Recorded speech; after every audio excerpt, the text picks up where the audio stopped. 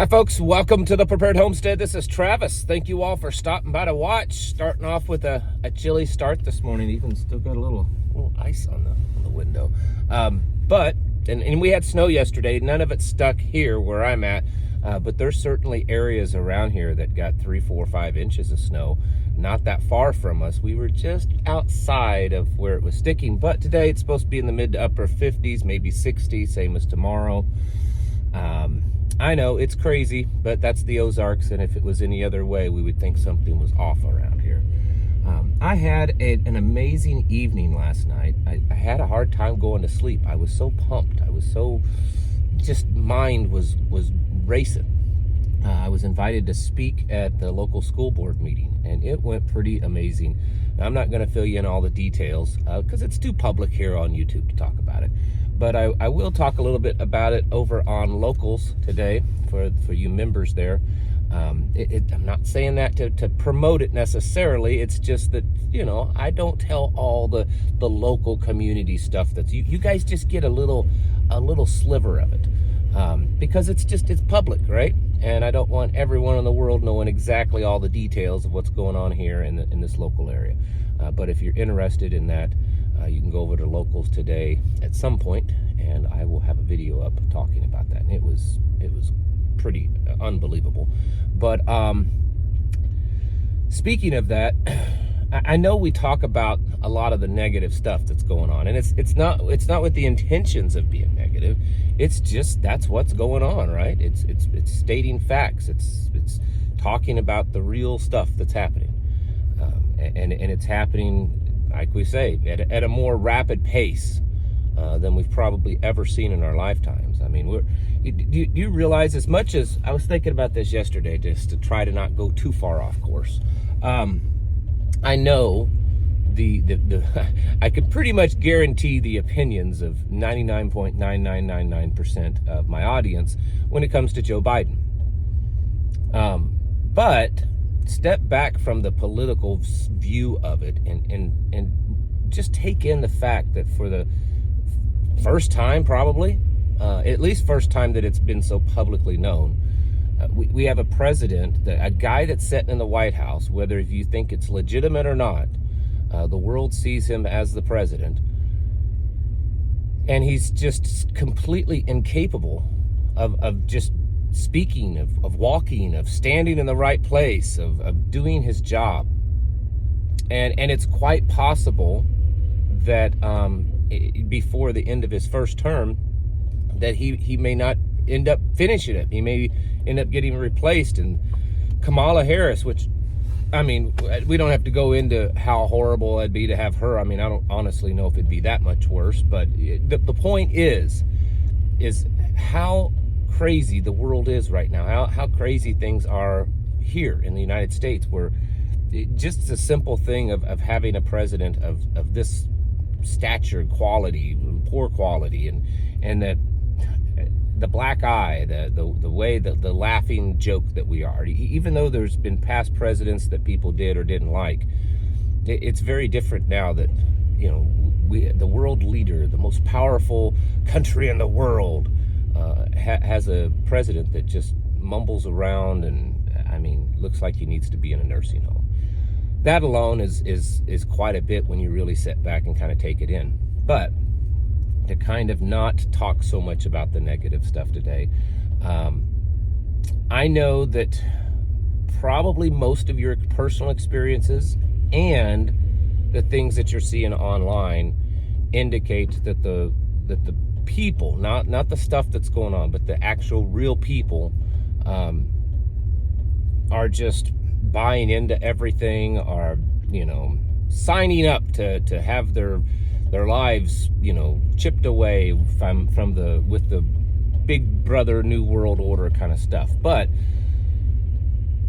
I personally believe that there are more and more people waking up, and that there are people that are, you know, what we've talked about, what you've heard from, you know, probably your whole lifetime, this silent majority. And I don't know that it's necessarily a majority, but there's certainly a lot of people that they've just been silent. You know, they're not the people online in the social media. They're not the people, going to events or, joining groups or things like that. I mean, they should, but they haven't been. And it's amazing how I'm realizing more and more of those people, just the regular, everyday working Joes, they're very aware of what's going on, and they realize that it's not just getting bad, but that things are really starting to fall apart. And we don't, they may not know, and just like you and I don't know exactly where this is all going to end up, but that kind of that gut feeling, that little intuition is growing in them to realize that it doesn't look really good, that things look really bad, and that maybe they should get a little bit more prepared. And I think that's actually good. I think it's good to see that there are more and more people waking up. Is it going to be enough to stop all this? I don't know. That I can't tell you.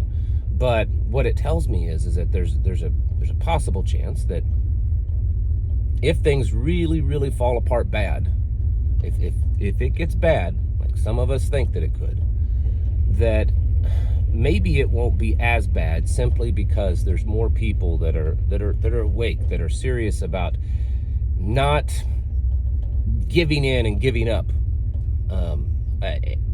They may not have all the preps and the knowledge and all that kind of stuff, but they may have that willpower. They may have that willpower to survive. And I've said before that mental strength, that kind of warrior mindset, next to your spiritual walk with the Father, is probably the most important thing you can have. I mean, you can have tons and tons of gear and all that kind of stuff, and if you're not mentally prepared for it, you're probably not going to make it. And so I think it's very uplifting. It's encouraging to see that there are so many people, more and more, that are starting to wake up. I don't think that this is necessarily widespread. I think it's little pockets and regionally around the country, but that's okay. And that's why I think I know some people say, no, stay in those liberal areas. We can win them back. Most of those liberal areas have been lost a long time, folks. And we'd have to move lots and lots of people into them. And it's just not going to happen. You need to find the areas where there are still good, red-blooded, Bible-believing, conservative, Americans, and work with them.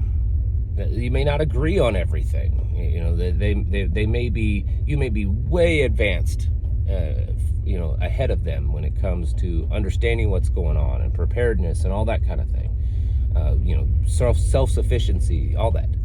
But it's never too late to get on board. It's never too late to learn and to get more prepared until it's all done.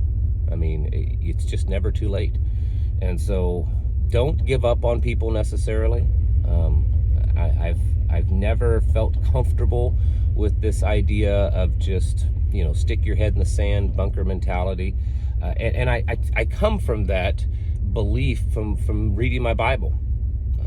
I don't really see anywhere in the Bible where it supports this idea of us just, hiding away and isolating ourselves from other people and turning our lights off, basically. You know what I'm talking about, our lights that we're supposed to be in this world. So I think there's still a place to help people and to encourage them and to, get them a little bit more ready for what's happening. And because that's what's going on. And it's happening more and more every day. And there's I'm hearing more small communities, rural communities, small town America, stories from people that they're kind of waking up. They're kind of realizing that, this isn't just a little bump in the road. This isn't just a little hitch. This is serious, and it's getting worse, and they got to get ready. So as much as there's a lot of doom and gloom out there, there's a lot of negative stuff going on, there's a lot of reasons to be worried about our future. I think that there's a lot of reasons also to be positive about our future. I mean, number one, if you read the Bible, you know how this story ends anyways. But realizing that there are more people that are starting to say, yeah, It's getting bad, and it's time we start to do things. And it doesn't matter if they're late onto the game. They're still willing to get in the game, and in the end, that to me is such a big deal. So I know some of you, it's hard, to be open to talking to people and to bringing kind of people into the fold, working with them. There's always this trust issue, and yes, people can stab you in the back. Trust me, I mean, I've been doing this local community here for almost 4 years. You don't think I've not been stabbed in the back a few times? Absolutely, more than a few times.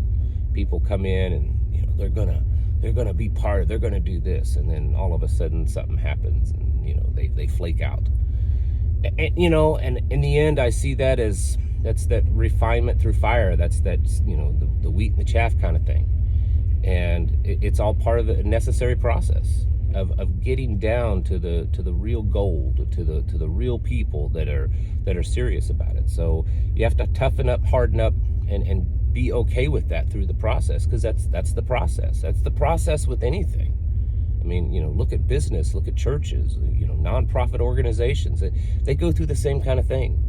And so we're not going to be any different than that. We just have to be ready for it and keep our eyes focused on the goal, which is moving forward and surviving all of this.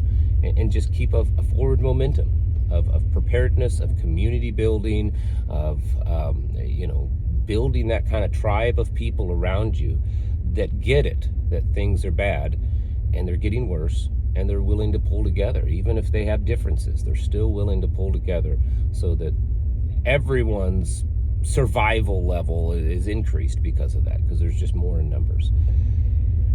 Anyways, I'm just pumped up.